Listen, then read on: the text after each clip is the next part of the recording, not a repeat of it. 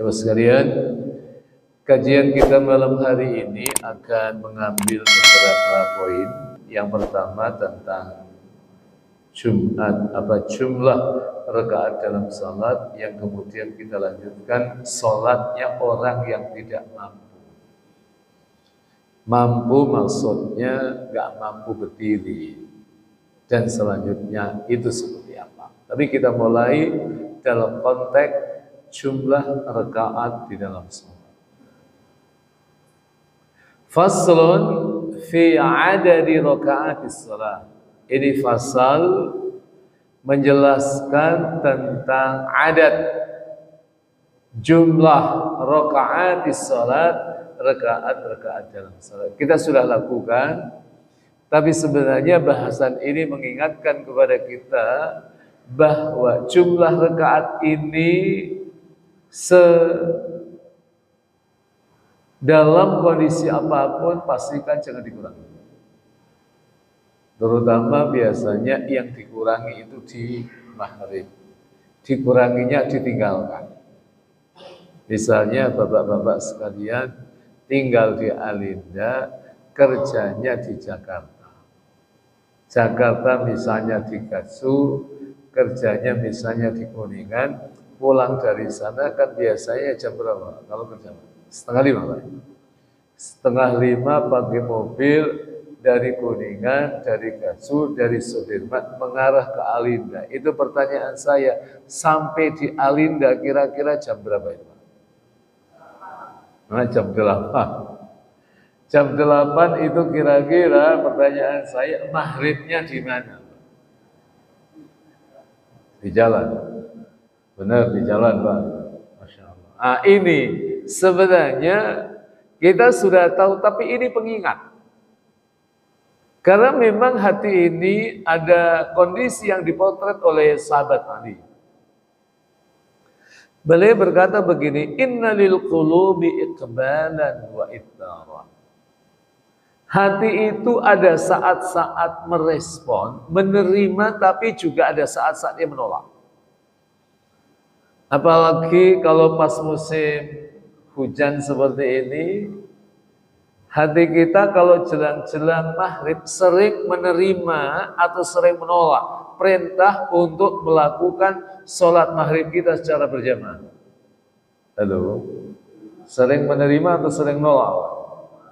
Menerima, karena yang hadir ya memang sudah di sini kan. Tapi ada sebagian saudara-saudara kita yang biasanya kalau tidak gerimis, kalau tidak hujan, mereka ngaji sama kita karena hujan, karena gerimis. Nah, hatinya sedang menolak dengan berbagai alasan. Ah, ini kita sesekali gak ngaji. Besok kalau ada ngaji, sesekali lagi, Pak. Akhirnya berkali-kali. Nah, ini yang harus kita sama-sama pahami. Kata sahabat Ali, fa'in aqbalat fahmiluha 'ala nawafil. Ketika hati kita dalam keadaan menerima, hati kita dalam keadaan merespon, kata beliau, fahmiluha 'ala nawafili, bawa dia untuk melakukan ibadah-ibadah sunnah. Sebanyak mungkin kita melakukan ibadah-ibadah yang sunnah, tapi fa'in adbarat, ketika ia sedang dalam keadaan menolak. Apa yang dilakukan oleh seorang mukmin, kata sahabat Ali adalah faktasiruha 'alal faraidi, fokuskan untuk melakukan yang wajib. Jadi limit minimal seorang mukmin ketika ia sedang mengalami degradasi iman, pastikan yang wajib harus tetap dilaksanakan, termasuk bilangan rakaat ini, Pak. Maka dikatakan warakatul faraidi ay fi kulli yaumin wa lailatin fi salatil hadari illa yaumal jumu'ati 17 raka'atan. Jadi kata musannif kitab Fathul Qarib, jumlah rakaat salat fardu maksudnya sehari semalam dalam salat di rumah. Bukan kita dalam keadaan safar, kecuali hari Jumat itu jumlah rakaatnya ada 17 rakaat, jangan ditambah-tambahin dan jangan juga dikurangi. Nah, kadang ada kita yang bertanya seperti ini, kenapa harus 17? Ini kalau dalam kajian usul fikih itu punya kaitan dengan illah. Ada yang ibadah itu ada yang ma'lumul illah, ada yang ghairu ma'lumil illah. Ada yang ilahnya itu diketahui, tapi ada ilahnya yang tidak diketahui, itu hikmah. Hikmahnya apa? Allah menguji ketaatan kita. Kenapa maghrib itu harus 3 rakaat? Ya kan? Apalagi kalau hari Sabtu, hari Ahad, kita sedang di rumah, itu kan kita lagi seger-segernya kalau ya. Kenapa sholat subuh itu harus 2 rakaat? Padahal kita habis bangun tidur, nah kita berada dalam kondisi seger-segernya, itu adalah ta'abbudi, itu adalah bersifat ketetapan Allah yang kita harus ikuti. Karena apa? Itu Allah yang tahu akan hikmah-hikmah di balik ketetapan itu. Allah menguji kepada kita sisi komitmen kita terhadap penerimaan bilangan-bilangan itu. Dan contohnya lain, karena kita sering tanya juga, kalau ada anak muda yang dia masih jejaka ting-ting, dia melakukan apa? Dia melakukan perbuatan zina, itu kan ada hukumannya, Pak. Ada hadnya. Hukumannya diapain, Pak? Halo, diapain? Dicambuk 100 kali, ya kan? Yang menjadi pertanyaan, kenapa 100 kali? Kok bukan 99 kali? Kenapa bukan 95 kali? Itu ta'abbudi ghairu ma'lumil illah. Memang dari sononya. Tapi tujuannya adalah agar kita menerima yang ketetapan Allah Subhanahu wa ta'ala. Nah, sekalian, rahimakumullah wa a'azzakumullah ta'ala. Illa yaumal jum'ah, kecuali hari Jumat. Karena kalau pada hari Jumat tentunya nanti dikatakan oleh muallif di sini, amma yaumul jum'ati fa adadu raka'atil faraidi fi yaumiha 15 raka'atan. Jadi adapun pada hari Jumat, maka bilangan rakaat salat fardu pada harinya, yaitu hari Jumat, adalah 15 rakaat. Karena zuhurnya yang biasanya 4 rakaat, karena waktu salat Jumat, maka diganti dengan salat Jumat, rakaatnya cuma 2 rakaat, maka bilangannya menjadi kurang 2, menjadi 15. Ini jamaah sekalian terkait dengan bilangannya. Wa amma adadu rakaati salati safari fi kulli yawmin lil qasiri fa 11 rakaat. Jadi adapun bilangan rakaat salat safar bagi orang yang melakukan perjalanan, maka bilangan rakaat salatnya dalam satu hari bagi orang yang mengqashar. Qashar itu artinya meringkas.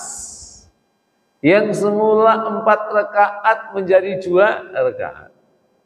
Karena salat 5 waktu kita yang 4 rakaat ada 3 waktu, yaitu salat duhur, salat asar, salat isya, maka karena kita ringkas, yang 4 menjadi 2, berarti 17, dikurangi 6, berarti 11 rakaat, menjadi tinggal 11 rakaat. Bagi yang mengqashar. Qashar itu rukhsah. Rukhsah itu artinya dispensasi. Wajibkan rukhsah, para ulama-ulama kita mengatakan enggak wajib. Boleh kita ambil rukhsah itu dan Allah suka.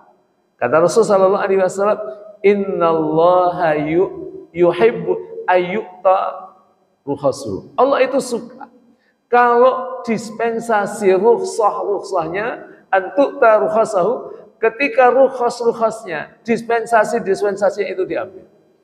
Sekalipun dalam konteks sholat safar, kita boleh mengambil apa yang namanya azimah. Jadi nanti kalau bapak-bapak sekalian itu belajar ilmu ushul fikih, itu ada istilah namanya qasar, ada namanya rukhsah, ada yang namanya azimah. Apa bedanya rukhsah dengan azimah?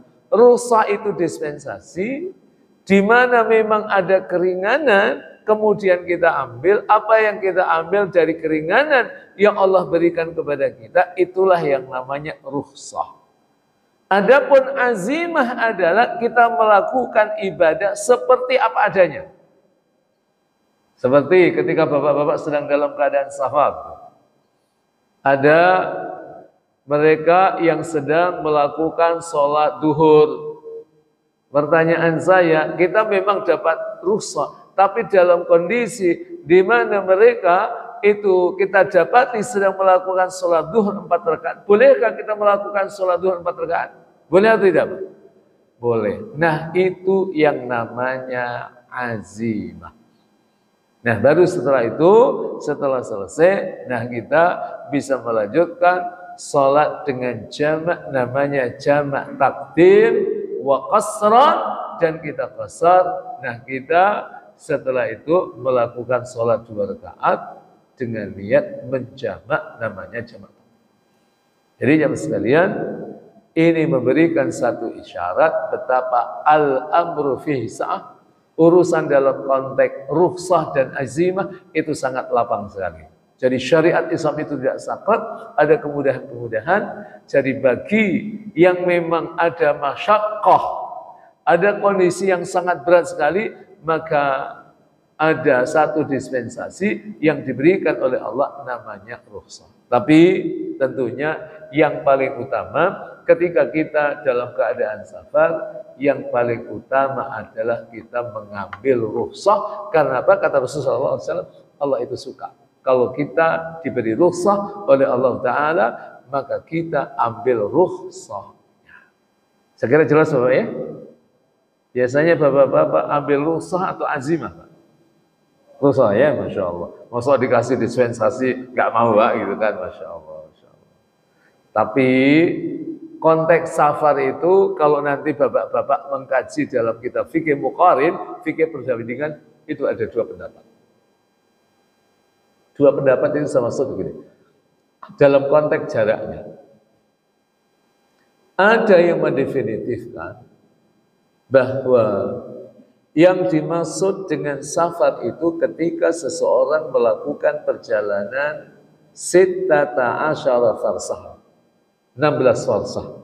16 farsah itu kira-kira kalau kita kilometerkan itu adalah sekitar 88 kilometer. Kan bapak-bapak sekarang kalau kemudian ingin mengetahui berapa sih jarak bepergian kita, kalau kita berangkat dari Alinda sampai kemana, itu kan sekarang tanya sama Google, tahu atau enggak Pak? Tahu kan? Sekarang itu mudah Pak. Tapi ada pendapat yang kedua.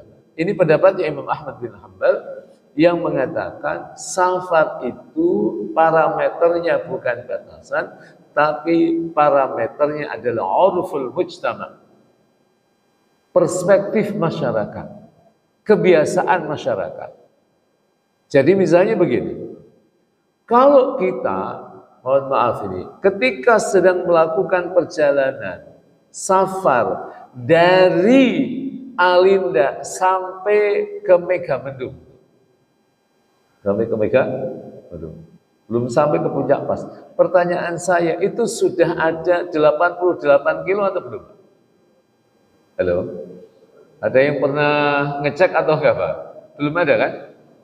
Nah, itu dalam masyarakat kita, kalau kita sedang melakukan perjalanan, itu kalau kita sampai ke Megamendung, itu perjalanan jauh atau perjalanan dekat?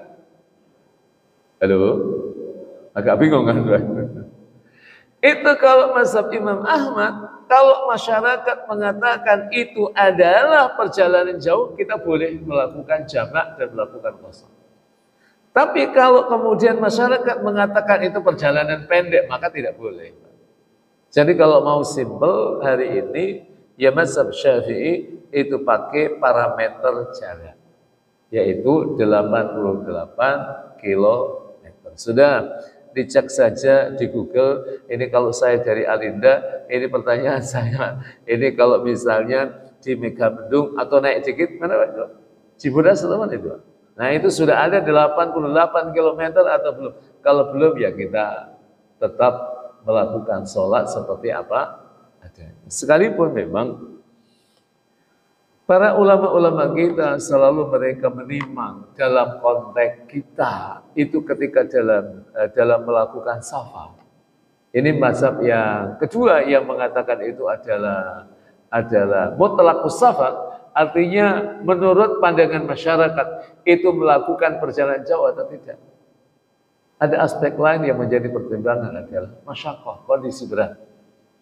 Dulu ketika peradaban manusia belum maju, orang melakukan perjalanan banyak yang pakai jalan kaki. Kalau nggak pakai jalan kaki, mereka pakai Itu pada masa Rasul kan belum ada bis antar kota kan, Pak. Kemudian kereta Haramain kan belum ada kan. Jadi memang mereka ada masyaqqah. Tapi ya masyaqqah itu kan tidak selalu masyaqqah secara fisik, tapi ada masyaqqah secara psikologis juga. Bapak-bapak kalau naik pesawat, itu yang capek kan bukan naik pesawatnya Pak. Capeknya ngapain Pak? Ngantrinya apalagi kalau delay itu. Oh itu Masya Allah. Itu secara psikologis kan nyesek juga Pak itu. Nah itu juga termasuk masyaqqah. Nah setelah itu dikatakan wa qauluhu fiha arba'un wa thalathuna sajdatan. Perkataan musannif di dalam jumlah rakaat tersebut terdapat 34 sujudan. 34. Ini bapak-bapak pernah ngitung atau tidak Pak? Halo? Pernah ngitung? Kayaknya yang penting sholat ya Masya Allah. Tapi inilah pentingnya ngaji. Itu ternyata ulama-ulama kita itu ngitung. Berapa kali dalam sehari semalam, dalam 5 waktu kita sholat itu melakukan gerakan sujud, ternyata 34 sujud. Masya Allah, Masya Allah. Jangankan yang kayak begini-begini, ini ngitungnya masih wong titik Quran itu aja dihitung Pak. Iya, titik itu dihitung Pak. Ada seorang ulama namanya Imam Ibnul Jauzi. Itu punya kitab namanya Fununul Afnan. Itu sampai beliau itu melakukan penelitian sempat-sempatnya. Imam Ibnul Jauzi itu kan ulama abad ke-6, 6 Hijriah. Itu masih sempat-sempatnya beliau itu ngitung berapa titik dalam Al-Quran itu dihitung. Kita ini sebenarnya Masya Allah hidup di era digitalisasi. Ya kan, kita nggak usah ngitung, kita tanya aja langsung dikasih tahu kan itu. Apalagi sekarang ada AI itu kan. Tanya itu AI, berapa jumlah titik ada dalam Al-Quran, itu nanti langsung jawab Pak. Kalau dulu itu kan ngitung Pak, dulu belum ada AI, belum ada kecerdasan buatan. Itu Masya Allah, saya itu kalau berinteraksi dengan buku-buku mereka itu, kagum sekali Pak. Sangat-sangat kagum. Betapa perhatiannya mereka terhadap kitab Allah. Betapa perhatian mereka terhadap ibadah-ibadah yang disyariatkan oleh Allah. Itu sujudnya dihitung, itu rukuknya dihitung, takbiratul ihramnya dihitung, takbiratul ihramnya jelas Pak itu kan. Itu sampai seperti itu. Quran sampai titik itu dihitung. Ada berapa Pak titik Pak dalam Quran? Ini saya kasih tahu ya, bulan depan kalau saya tanya harus bisa jawab itu Pak. Ada 1.025.030 titik. Itu ada dalam kitab namanya Fununul Afnan. 1.025.030 titik. Itu yang mengatakan Ibnu Jauzi. Tapi kalau misalnya bapak-bapak kok agak kurang sreg gitu kan, kurang tenang, ya silahkan hitung sendiri malam ini Pak. Nanti saya tunggu Bapak jawabannya Pak insyaallah. Jadi ya sekalian rahimakumullah, dalam ibadah sampai seperti itu. Jadi ada arba'un wa salasuna sajdadan wa arba'un wa tis'una takbiratan. Masya Allah. 94 takbir Pak. Itu dihitung. Nah dikatakan juga wa tis'u tasyahudatin dan 9 tasyahud. Ya kan? 9 tasyahud. 9 karena yang satu kan cuma satu aja kan? Yaitu subuh saja kan, maghrib 2 kali, kemudian isya 2 kali, duhur 2 kali, asar 2 kali, subuh sekali, berarti 8 tambah 1 9 kali. Nah, dikatakan wa asyru taslimatin, 10 kali salam, kan kanan ke kiri kan. Assalamualaikum warahmatullah, Assalamualaikum warahmatullah, insyaallah. Wa mi'atun wa salatun wa khamsuna tasbihatan. Jadi ini saya nggak tahu bapak-bapak pernah ngitung atau tidak. 153 tasbih. Berapa, Pak? 153 tasbih. Wa jumlatul arkani fis salati mi'atun wa sittatun wa ishruna ruknan. Masya Allah, sampai dihitung kayak gitu, Pak. Luar biasa ulama-ulama kita pada waktu itu. Jadi dikatakan wa jumlatul arkani fis salat, dan jumlah rukun di dalam salat itu ada berapa? Mi'atun, itu 100, wa sittatun, dan 6, wa ishruna, dan 20, ruknan. Jadi jumlahnya ada 126 rukun. Nah, komposisinya seperti apa? Fi subhi 30 ruknan, wa fil maghribi ithnani, wa fil maghribi ithnani wa arba'una ruknan, wa fil rubaiyati 54 ruknan, ila akhiri zahirun ghaniyun an-syaq. Jadi di situ dikomposisikan. Rukunnya itu dalam sholat subuh ada 30 rukun. Wa fil maghribi ithnani wa arba'una ruknan. Itu kalau sholat maghrib ada 42 rukun. Wa fil rubaiyati, dan sholat yang 4 rakaat, yaitu isya, duhur, kemudian asar, itu jumlah rukunnya adalah 54 ruknan, yaitu 54 rukun. Ini kalau nanti ditanya insya Allah masih ingat atau lupa Pak? Halo? Masya Allah. Sampai seperti itu ulama-ulama. Betapa perhatiannya mereka terkait dengan masalah salat, sampai jumlahnya, rukuknya, sujudnya, tasbihnya, itu dihitung untuk kita semua, agar kita mengetahui kebesaran Allah terkait dengan ritual, terkait dengan ibadah salat, yang itu semuanya memiliki manfaat yang luar biasa. Makanya ada ulama-ulama kita yang mengkaji terkait dengan manfaat salat, yang terkait dengan hikmah salat, yang terkait dengan adab-adab salat. Jadi sholat itu ditunjuk dari multi aspek. Ada yang mengkajinya dari aspek medis, ada yang melihatnya dalam pendekatan psikologis, sholat dalam perspektif ilmu psikologi. Misalnya bacaan takbir kita, Allahu Akbar. Ini secara psikologis itu meruntuhkan sebenarnya sifat sombong, Pak. Kenapa? Sifat sombong. Karena lafaz Allahu Akbar itu meneguhkan yang maha besar itu adalah Allah. Jadi kita yang bukan Tuhan, karena memang persyaratan Tuhan nggak ada Pak. Iya kan? Persyaratan untuk menjadi Tuhan itu ada dalam ayatul kursi, Pak. Ini malam ini juga sebenarnya udah langsung ketahuan nggak mungkin jadi Tuhan. Dan dalam ayat kursi surat 2 ayat 255 kan Allah katakan Allahu la ilaha illa huwal hayyul qayyum la ta'khuduhu sinatun, tidak menimpanya ngantuk dan tidak menimpanya tidur. Makanya malam ini yang ngantuk, itu nggak mungkin jadi Tuhan. Itu Masya Allah. Nggak mungkin. Karena Tuhan Allah itu dia tidak ngantuk, apalagi tidur, Pak. Ini saya nggak nyindir yang tidur, nggak nyindir yang ngantuk. Saya lagi jelasin, Pak. Fir'aun itu nggak mungkin dia jadi Tuhan. Karena apa? Tuhan itu adalah Al-Hayyul Qayyum. Itu zat yang maha hidup kekal. Zat yang maha berdiri sendiri, tapi sementara Fir'aun, dia hidup kekal atau tidak? Tidak hidup kekal. Jadi kalau teori terkait dengan Fir'aun itu ngaku juga Tuhan, itu sangat lemah. Pertama, pada sisi kualifikasi konsep Tuhan itu harus al-hayyu, dia mati.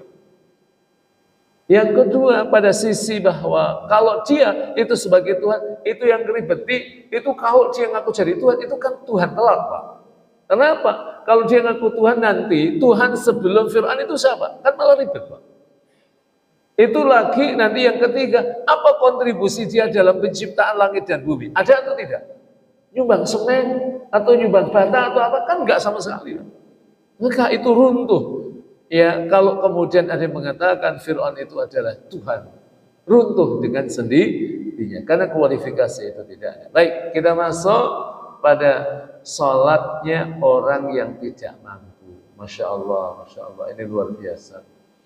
Betapa Islam itu adalah din, adalah agama yang menjadi rahmat untuk kita semua. Termasuk dalam konteks ibadah dikatakan dalam konteks sholat, waman ajaza. Ada yang mengatakan waman ajaza, ada yang mengatakan waman ajiza, ada yang gitu. Anil qiyami fil faridati, barang siapa yang tidak mampu berdiri, ya kan, saat melaksanakan sholat fardu lima syaqqatin, karena ada masyaqqah. Karena ada masyaqqah. Tapi sholat fardu, Pak, ya, sholat fardu. Karena nanti beda konteksnya kalau sholat sunnah. Sholat sunnah itu nanti bapak-bapak sekalian itu bisa buka di dalam kitab Fiqhus Sunnah kan sesuatu itu dipaparkan. Bolehkah kita melakukan sholat sunnah dalam keadaan duduk sementara kita mampu berdiri? Boleh atau tidak, Pak? Halo? Kalau sholat fardu sepakat nggak boleh, Pak.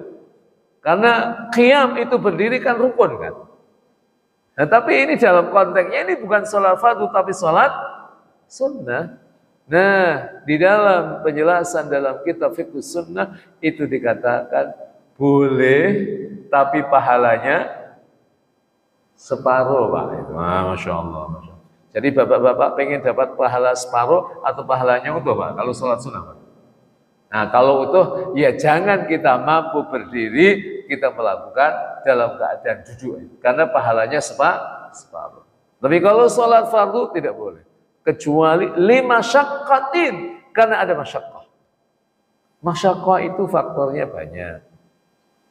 Bisa jadi, maaf, ada saudara kita yang memang, ya, kalau berdiri itu goyang-goyang, Pak. Ada penyakit tertentu. Mungkin atau tidak, Pak? Mungkin dalam kondisi seperti itu, maka dia diperbolehkan untuk duduk. Bisa jadi karena memang faktor U, ya kan? Kalau usia sudah 90 tahun, beberapa bulan yang lalu saya sempat diminta untuk mengisi satu pengajian, itu yang punya rumah usianya 95 tahun itu sudah nggak bisa berdiri, Pak. Harus pakai kursi roda. Maka dalam kondisi seperti itu ada satu rukhsah, ada dispensasi yang Allah berikan kepada seorang mukmin yang dia memang punya kewajiban untuk melakukan sholat. Kalau tidak bisa berdiri, silahkan duduk. Tapi saya doakan mudah-mudahan semua yang hadir ini nanti kalau sholat bisa berdiri semuanya. Amin. Ya, nggak apa-apa usianya nanti pelan-pelan 60 tahun, pelan-pelan 65, 70 tahun, 75, 80 tahun, nggak apa-apa. Tapi tetap segar, Pak. Makanya kan ada doa kan, Allahumma afini fi badani, Allahumma afini fi sam'i, Allahumma afini fi basari. Ya Allah, sehatkan badanku, ya Allah. Allahumma afini fi sam'i, ya Allah, sehatkan pendengaranku, ya Allah. Allahumma afini fi basari, sehatkan penglihatanku. Bagaimana caranya agar fisik kita sehat? Istiqamah untuk melakukan sholat 5 waktu berjamaah di masjid. Nah, cuma memang kita ini berhadapan dengan kemajuan peradaban yang tidak mendukung kesehatan kita. Kita ini kadang-kadang muanjanya luar biasa. Rumah kita dari Masjid Al-Muhajirin itu jaraknya nggak terlalu jauh. Dari rumah pakai motor. Halo. Ini yang banyak pakai motor atau jalan kaki, Pak? Pakai motor itu. Padahal rumahnya berapa kilo dari masjid, Pak? Masya Allah. 2 kilo atau 3 kilo, Pak? Masya Allah, Masya Allah, Masya Allah. Saya bayangkan kalau kita bisa ke masjid itu jalan kaki, itu sehatnya luar biasa. Sehat karena kaki ini digerakkan. Yang menjadikan kita ini kurang sehat satu di antaranya adalah kita tidak melakukan gerakan kaki, Pak. Masya Allah, orang-orang dulu kenapa sehat-sehat? Mereka suka jalan. Hari ini tidak di kota, tidak di desa, ke masjid semuanya udah pakai motor semuanya. Masya Allah, Masya Allah. Makanya orang-orang sekarang itu cenderung rapuh. Satu di antaranya adalah tidak memaksimalkan gerakan-gerakan fisik. Sebenarnya Allah ini sudah mendesain. Sampai kemudian ketika pakai motor itu ngerepotin Ustadz, Pak itu. Kenapa ngerepotin Ustadz? Ditanya Ustadz.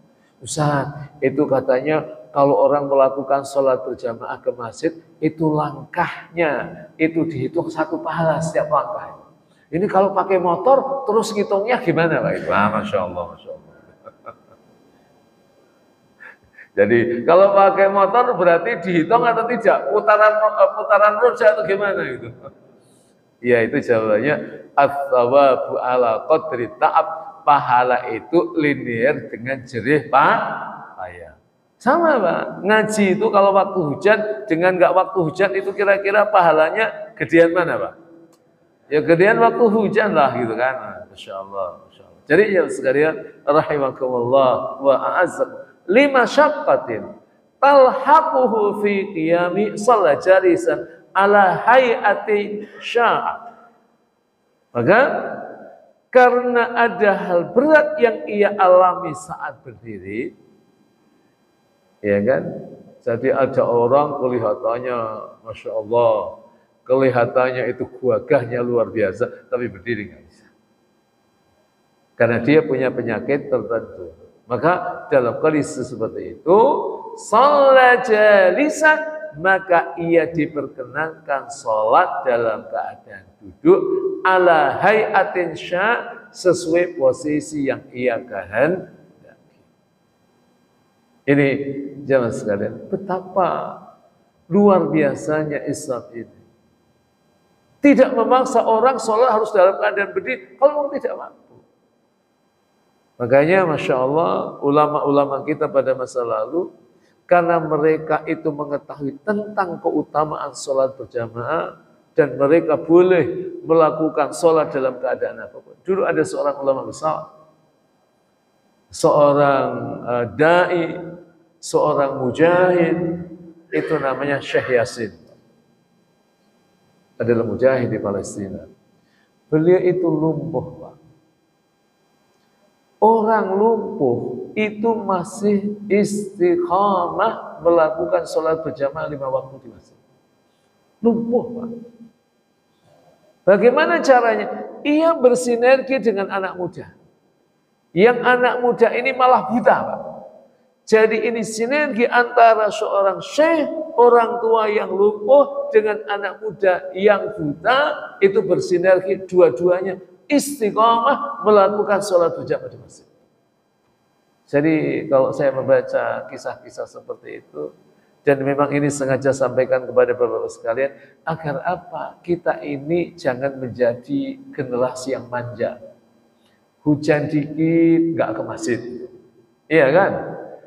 Sakit dikit nggak ke masjid itu. Masya Allah, lihat, ini orang lumpuh, Pak.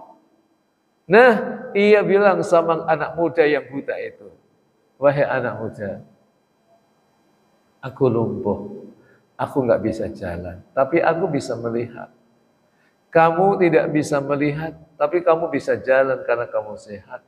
Kita berkolaborasi, gimana kalau kok gendong kalau masuk waktu sholat, kok gendong aku, nanti aku yang menunjukkan arah ke kanan, ke kiri, dan alhamdulillah dengan izin Allah, dua-duanya istiqamah melakukan sholat berjamaah di masjid.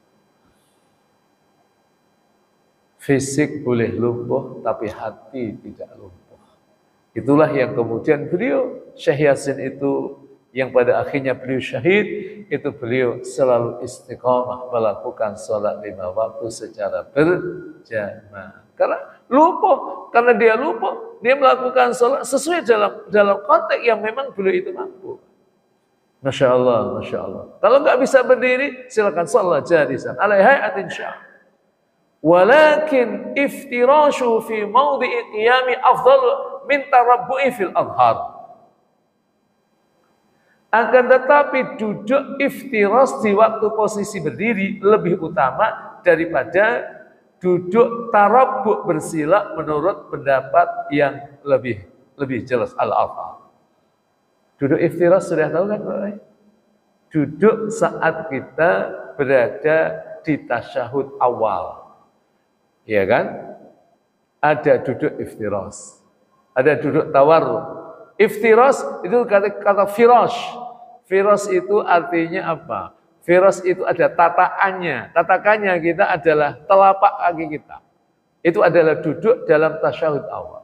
Jadi kalau pas kita melakukan salat sebagai pengganti karena kita tidak mampu dalam keadaan berdiri, maka pastikan kita lakukan posisi duduk kita dalam posisi duduk iftiras. Itu kalau mampu, Pak. Kalau ya nggak mampu ya semampunya. Masya Allah. Syariat Islam itu luar biasa, Pak. Islam luar biasa. Jadi kalau memang iftiras kok nggak bisa, silahkan. Sila nggak bisa, silahkan, nanti ada kondisi lain. Di sini dikatakan waman ajaza atau waman ajiza anil julusi sallamut muttaji'an. Kalau memang ternyata dia juga tidak bisa, tidak mampu duduk, maka diperkenankan sholat dengan muttaji'an, tidur dalam keadaan miring. Fa in ajiza anil ittija'i shalla mustalqiyan. Jadi kalau ia ternyata tidak mampu tidur miring, maka diperkenankan sholat dengan terlentang. Terlentang bukan telantang, Pak. Terlentang. Ala dhahrihi, di atas punggungnya, warijlahu lil qiblah, dan kedua kakinya menghadap ke kiblat. Ini Pak. Jadi kalau kita berhadapan dengan mungkin apakah itu orang tua kita yang kena faktor usia diuji oleh Allah, sudah nggak bisa duduk, nggak bisa berbaring juga nggak bisa, maka diperkenalkan terlentang tapi kakinya menghadap ke arah kiblat. Nah ini, Pak. Nah, kenapa ini diberi panduan seperti ini? Karena memang ada sebagian saudara kita atau kita bahkan tidak mengalami kondisi seperti itu dan tidak menyaksikan fenomena seperti itu sehingga blank. Ketika ada kasus-kasus seperti ini, sholatnya kayak apa nggak tahu. Dan inilah pentingnya kita ngaji, Pak. Ini kalau nggak ngaji nggak tahu. Nah, ternyata ada juga ada orang yang tidur miring nggak bisa, terlentang juga nggak bisa, Pak. Ada atau tidak, Pak? Ada. Kalau nggak ada nggak dibahas, Pak. Maka dikatakan fa'in ajiza atau fa'in ajaza an dzalika kullihi, jika tidak mampu melakukan semua itu, au ma'a bitarfihi, maka ia memberikan isyarat dengan matanya. Subhanallah. Yang begini ini selama otaknya itu masih berjalan, Pak. Ini biasanya orang-orang yang sedang mengalami sakaratul maut, jelang-jelangnya, Pak. Ketika ingatannya masih ada dalam kondisi seperti itu, sholat itu masih tetap, dia terlentang juga nggak bisa, tidur miring juga nggak bisa, maka ia memberikan isyarat dengan matanya, wa nawa biqalbihi, dan ia niat dengan hatinya. Karena memang sholat ini adalah perkara yang sangat spesial. Karena apa? Wahyu turunnya sholat itu juga sangat spesial sekali. Dan ini nanti yang pertama kali akan diaudit oleh Allah pada hari kiamat adalah interaksi kita terhadap sholat. Awwalu ma yuhasabu bil 'abdu yaumal qiyamati as-shalah. Jadi hal yang pertama kali nanti diaudit oleh Allah, dihisab oleh Allah adalah sholat kita. Maka saya ingin mengatakan ketika kita diberi kesehatan oleh Allah yang sempurna, maka sholat kita upayakan sesempurna mungkin.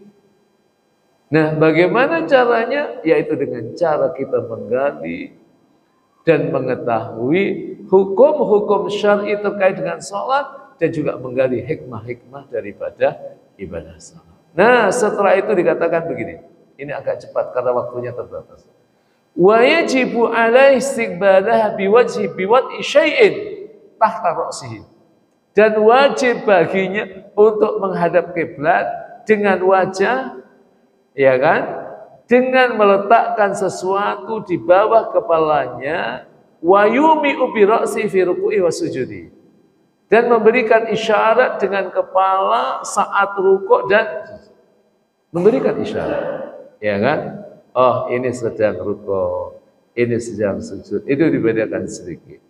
Nah, setelah itu fa in ajaza 'anil ima'i bi ra'sihi aw ma'a bi ajfanihi. Kalau ternyata dia tidak mampu memberikan isyarat dengan kepalanya, maka hendaknya ia memberikan isyarat dengan kedipan mata.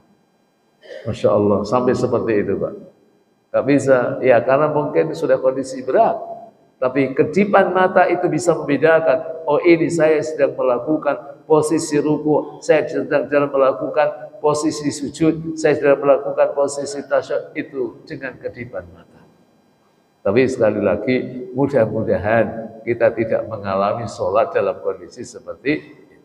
Nah, setelah itu, fa in ajaza 'anil ima'i biha ajra arkana sholati ala qalbihi wa la yatrukuha ma dama aqluhu sabitan. Jadi, jika tidak mampu memberikan isyarat dengan itu semua, maka ia harus menjalankan rukun-rukun sholat di dalam kalbunya. Oh, saya sedang takbir hatinya, Pak. Oh, saya sedang posisi tidak, saya dalam keadaan ruku, saya dalam keadaan sujud, saya dalam tasyahud. Itu dia memberikan isyarat di dalam qalb, menjalankan itu dalam qalbnya.